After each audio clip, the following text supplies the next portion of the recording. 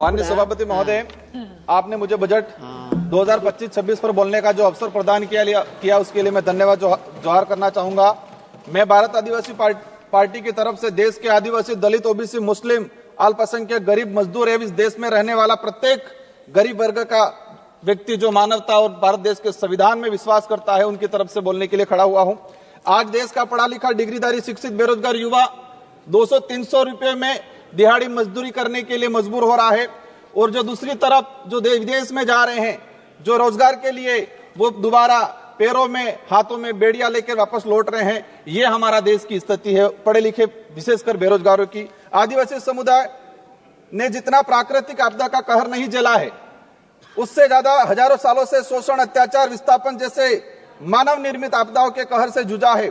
और उसका अगर उस आदिवासी समुदाय को आधुनिकता की लाइन में लाके खड़ा करना है तो विशेषकर एक आर्थिक पैकेज देने की आवश्यकता है, और साथ ही संविधान के अंदर जो प्रावधान है 5वीं अनुसूची और 6ठी अनुसूची का, और विशेषकर पैसा एक्ट को उसको धरातल पे लागू करने की सख्त जरूरत है। सभापति महोदय, देश के अंदर देखा गया है विस्थापन की जो समस्या, भारत देश में विकास के नाम से सबसे ज्यादा अगर कोई विस्थापित हुआ है तो आदिवासी समुदाय विस्थापित हुआ है। एक survey report Indian social institute की एक रिपोर्ट के अनुसार बताया गया है कि वर्ष 2010 से 2025 तक 15 सालों में 15 लाख आदिवासियों को विकास के नाम से विस्थापित किया गया है। वर्ल्ड बैंक की रिपोर्ट में बताया गया है कि विस्थापन आदिवासी समुदाय में से 50% आदिवासी परिवार पुनः विस्थापित नहीं हो पाते हैं। साथ ही भारत देश में एक सर्वे रिपोर्ट में आया है कि जो आदिवासी समुदाय है अपने जीवन काल के दौरान कम से कम 50% आदिवासी एक उम्र के अंदर 2 बार विस्थापित होते हैं। आजाद भारत में उस समाज को प्रताड़ित किया जा रहा है जिसका इतिहास का हर पन्ना खून से रंगा हुआ मिलेगा। क्योंकि आदिवासी जल जंगल जमीन की लड़ाई के लिए, देश की रक्षा के लिए मुगलों से, राजा रजवाड़ों से और अंग्रेजों से लड़ता आया, कभी झुका नहीं, लेकिन आज उनकी हालत बेहद बेहतर है। पिछले 10 सालों में भाजपा सरकार द्वारा धर्म की आड़ में कलम कागज के हथियारों से आदिवासियों के अधिकार, जल जंगल जमीन को हड़प कर आदिवासियों की मानसिक, आर्थिक, बौद्धिक हत्या करने का काम किया गया है। सभापति महोदय, आज बजट में सशक्त भारत बनाने की बात चल रही है। बनना चाहिए, हम भी चाहते हैं, हमारा देश मजबूत बनना चाहिए, विश्व शक्ति बनना चाहिए, लेकिन स्थिति क्या है? हमारे देश का जो भविष्य कुपोषण की बेड़ियों में जकड़ा हुआ है। NFS 5 की रिपोर्ट बताती है कि आदिवासी बच्चों में 55% आदिवासी कुपोषित, और उसमें भी 42% बच्चे गंभीर एनीमिया से पीड़ित है। और आज देखा गया इस बजट के अंदर कि कुपोषण को दूर करने के लिए कोई बजट का प्रावधान नहीं किया गया है। बेटी बचाओ बेटी पढ़ाओ का नारा लगा रहे हैं, बट हमारे देश की महिलाओं के लिए हम भी चाहते हैं कि मजबूत बने, सशक्त बने, लेकिन हकीकत क्या है? देश के अंदर देखा गया है कि आदिवासी समुदाय में विशेषकर हर तीसरी महिला कुपोषण का शिकार है और हर दूसरी महिला एनीमिया का शिकार है। आदिवासी बच्चों में शिशु मृत्यु दर राष्ट्रीय औसत से 30% अधिक है।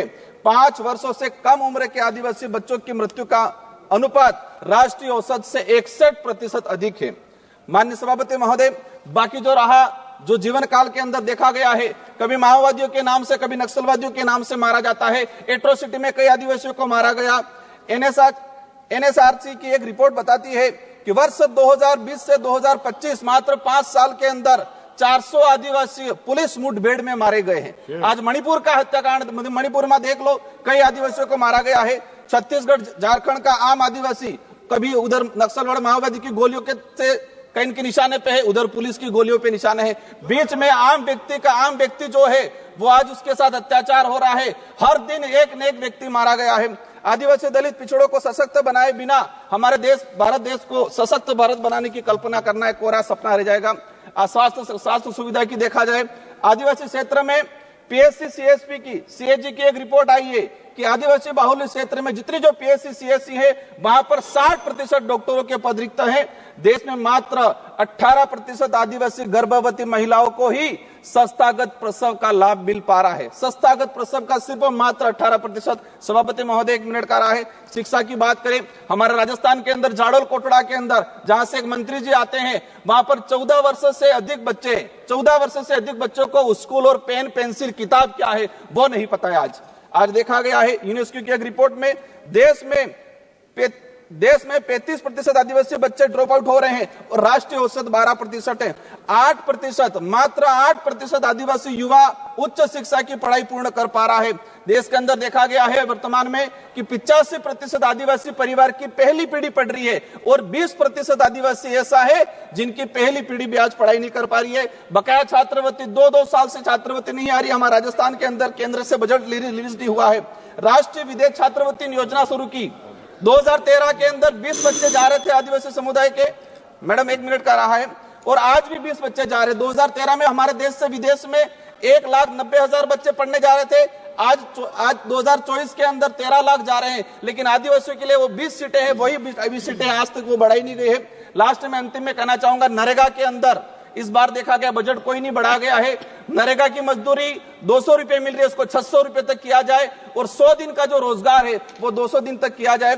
साथ ही आंगनवाड़ी कार्यकर्ता से हर प्रकार की सर्वे करा जाते हैं, सेंट्रल गवर्नमेंट इसको हैंडओवर करे और आंगनवाड़ी कार्यकर्ता सहायिका को एक राजकीय कर्मचारी का दर्जा दिया जाए और उसको नियमित करके भुगतान किया जाए। जल जीवन मिशन की बात हो रही थी, लेकिन ट्राइबल इलाके के अंदर 27% टारगेट अभी तक पूरा हुआ है, वो भी सैंक्शन धरातल पे पानी नहीं पहुंचा है। अंत में कहना चाहूंगा, एकलव्य मॉडल की बात चल रही थी। हम चाहेंगे, अभी घोषणा के स्वागत करते हैं इस बात का, लेकिन उसको धरातल पे इंप्लीमेंट बहुत जल्दी होना चाहिए।